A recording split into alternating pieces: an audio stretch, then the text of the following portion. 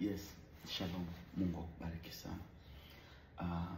Watu wa Mungu, shetani anafanya kazi kwa ujanja mkubwa sana na kwa usiri ili asiweze kutambulika au kufahamika kama yeye ndiye anayefanya kazi.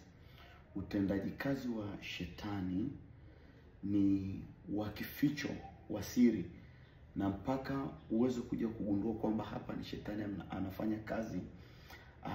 Inahitaji pia uwe na hekima ya kimungu, uwe na mafunuo ya kiungu, na uwe na uwezo wa kuona au kudesign vitu kwa namna ya kiroho. Watu wa Mungu, kama una ndugu au rafiki, aidha unaweza ukamuita ni rafiki wewe au ukamuita ni ndugu wewe, lakini ndugu huyo au rafiki huyo unapopata tatizo au ulipopata tatizo lolote lile, linaweza likawa ni kubwa, linaweza likawa ni dogo, linaweza likawa ni tatizo la kiuchumi, linaweza likawa ni tatizo la kiafya, linaweza likawa ni tatizo la kindoa au mahusiano, au tatizo lolote lile, inaweza ikawa ni kesi. Siku ambao ulipata hilo tatizo, rafiki huyo au ndugu huyo akawa ni mmoja kati ya watu ambao walikushauri uende kwa mganga wa kienyeji au uende kwa mtaalamu wanavyowaita wao wenyewe, nataka ni suggest kwamba mtu huyo au rafiki huyo au ndugu huyo alikuwa ni agenti wa kipepo. Shetani ana maagenti wake huku duniani ambao wanaweza wakawa ni wale watu wetu wa karibu kabisa. Shetani anawatumia hawa maagent kuwaleta watu kwenye ufalme wake, na njia ambayo anaitumia ni kutengeneza matatizo kwa watu. Alafu kwa kutumia hao maagenti wake, maagenti wa shetani, ndio shetani anaowatumia kuanza kuvuta watu. Siku ambayo umeenda kwa mganga wa kienyeji au umeenda kwa mtaalamu jinsi alivyoitwa, jinsi huyo mtu alivyomuita, siku hiyo hiyo ni siku ambayo wewe na familia yako na kizazi chako na vitu vyako vyote mliingizwa kwenye magereza za kipepo. Watu wengi wamekamatwa mateka kwenye magereza za kipepo. Vitu vya watu wengi vimekamatwa magereza, vimewekwa kwenye utumwa, kwenye uteka, kwenye magereza za kipepo. Lakini ni baada ya watu hao aidha moja kwenda kwa waganga wa kienyeji kwa ushauri wa marafiki au ushauri wa ndugu zao. Hao walikuwa ni marafiki wao wa kweli ndio, lakini kwa namna ya kiroho ni maagenti wa kiroho ambao shetani anawatumia ili kuweza kuleta watu na kukamata vitu kwenye ufalme wake. Unaweza ukawa na ndugu, lakini ndugu huyo akawa anatumika kama agent wa kipepo.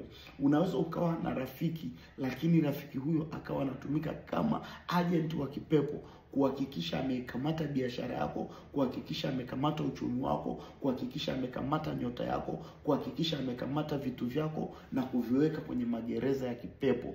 Kivipi? Ni pale ambapo unapata tatizo, mtu wa kwanza kumweleza tatizo lako ni yule rafiki yako wa karibu. Mtu wa kwanza kumweleza lile tatizo lako ni yule ndugu wako wa karibu. Baada ya kumweleza, shetani anajua hapa ndio sehemu sasa ya kumkamata huyu. Shetani anaweza akawa amekuwinda kwa muda mrefu, hana njia ya kukukamata. Njia ya kukukamata ni kwa kukusababisha uwe na matatizo. Unapokuwa na matatizo, anakusababisha ukatafute ushauri kwa maagent wa kwake aliyoweka karibu na wewe. Wale marafiki zako usipokuwa makini, wale ni maagent wa kipepo ambao kazi yake ni kila ushauri wanaokupa, ushauri ule unakuleta kwenye maangamizi. Ushauri ule unazidi kukuleta kwenye matatizo. Ushauri mwingi tunaopokea kwa marafiki zetu, kwa ndugu zetu, ushauri huo ndio unaozidi kutuangamiza. Marafiki zetu wengi, ndugu zetu wengi ni maagent wa kipepo ambao kazi yao ni kuhakikisha wanatukamata pale ambapo shetani ameshindwa kutukamata. Nataka uwe makini sana na hili, liangalie kwa makini. Nimeanza hapo. Kama uliwahi kwenda kwa mganga wa kienyeji yoyote yule kwa ushauri wa rafiki yako au ndugu yako, Huyo alikuwa ni agent wa kipepo ambaye shetani aliona kitu fulani kwenye maisha yako kikubwa, aliona nyota yako, aliona kusudi lako, aliona maisha yako, aliona uzao wako wa baadaye, aliona ndoa yako itakuwaje baadaye. Baada ya kuiona, kwa sababu shetani alikuwa na hiyo fear, akamtumia huyo agent wake ambaye ni rafiki yako, ambaye ni ndugu yake, ili kukukamata na kukupeleka kwake, ili aweze kufunga kile kitu alichokiona. Ni muhimu sana kuwa makini na wale watu ambao wanatuzunguka. Wafahamu in and out. Fanya spiritual check up ya wale marafiki zako na wale ndugu zako.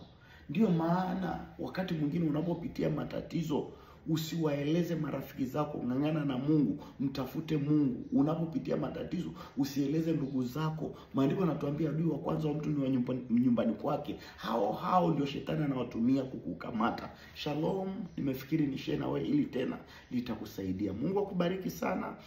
Nisaidie kushare, na kama uko Dar es Salaam siku ya Jumapili kesho, tunakutana hapa Mbezi Beach kwenye ibada ya Jumapili, ibada ya ukombozi. Inaanza saa 7 mchana mpaka saa 11 jioni. Mahali ni Mbezi Beach, Goigi, ukumbi unaitwa Mateo Hall.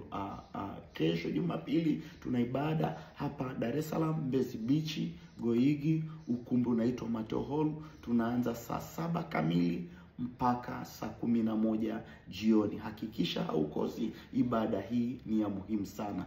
Lakini pia usisahau tuna mkesha mkubwa ambao tunaufanya siku ya tarehe 4 ya mwezi wa 7, ni siku ya Ijumaa. Mahali ni Mbezi Beach, Goigi, ukumbi unaitwa Mateo Hall. Tarehe 4 mwezi wa 7, Mbezi Beach, Goigi, Mateo Hall. Ibada hii ya mkesha itaanza saa 2 usiku mpaka saa 11 alfajiri. Sio ibada ya kukosa, wala mkoani pia jipange kusafiri kwa ajili ya mkesha huu. Shalom. Wengine wote wa Dar es Salaam tuonane siku ya kesho. Shalom. God bless you.